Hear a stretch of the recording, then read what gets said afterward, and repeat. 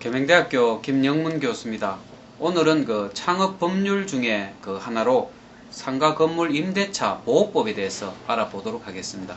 이 법률은 2002년도에 그 시행이 됐는데 그 영세 그 소상공인들을 보호하기 위해서 만든 법률이라고 할 수가 있습니다.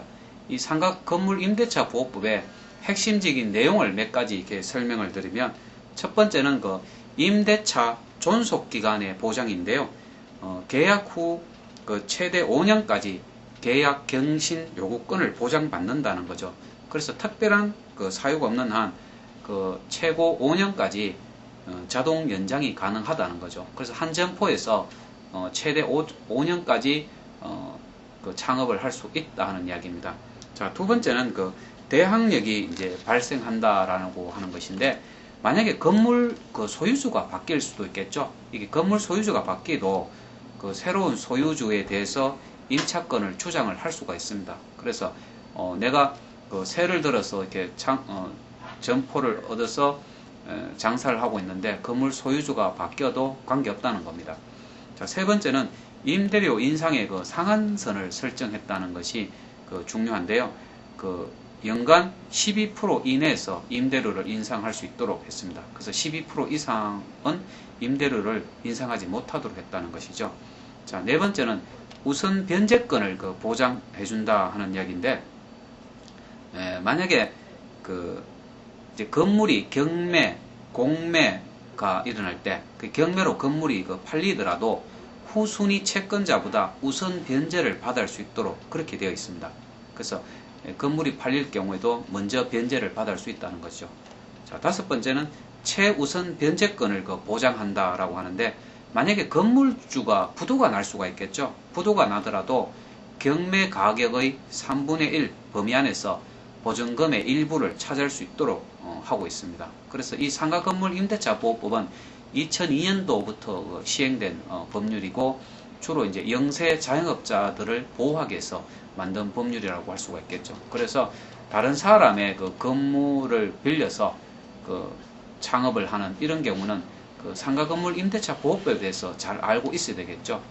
그런데 이 모든 사안에 대해서 다 이렇게 보호를 받을 수 있느냐? 그렇지는 않습니다. 몇 가지 그 예외 조항이 있고 또 그 보호를 받지 못하는 경우가 있는데, 이런 경우도 좀 잘 알고 있어야 되겠죠.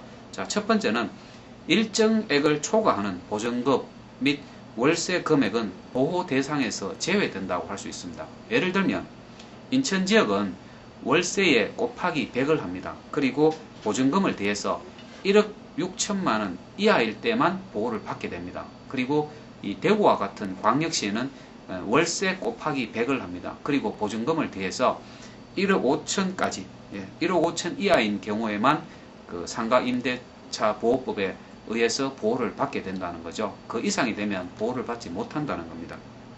자, 두 번째는 임차한 건물에 어떤 저당권이 설정되어 있는 경우는 권리 보호에 어려움이 상당히 많을 수가 있겠죠. 또 세 번째는 그 상가 임차권을 주장하려면 이 관할 세무서에 그 사업자 등록을 하는 것이 필수인데, 이때 유의할 사항이 있습니다.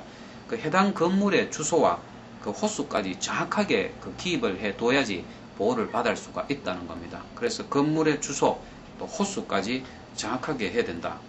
그 다음에 그 네 번째로는 임차 건물에서 계약 기간을 연장하려면 최소 5년간 그 영업을 할 수 있도록 되어 있는데, 이 법이 시행되기 전에 그 계약이 된 경우에는 그 보호를 받을 수가 없다는 겁니다.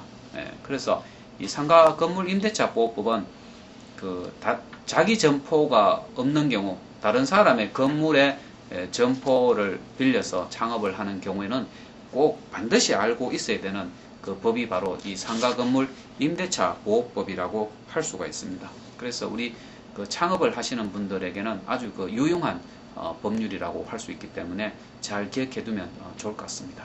오늘은 그 상가 건물 임대차 보호법에 대해서 말씀을 드렸습니다. 감사합니다.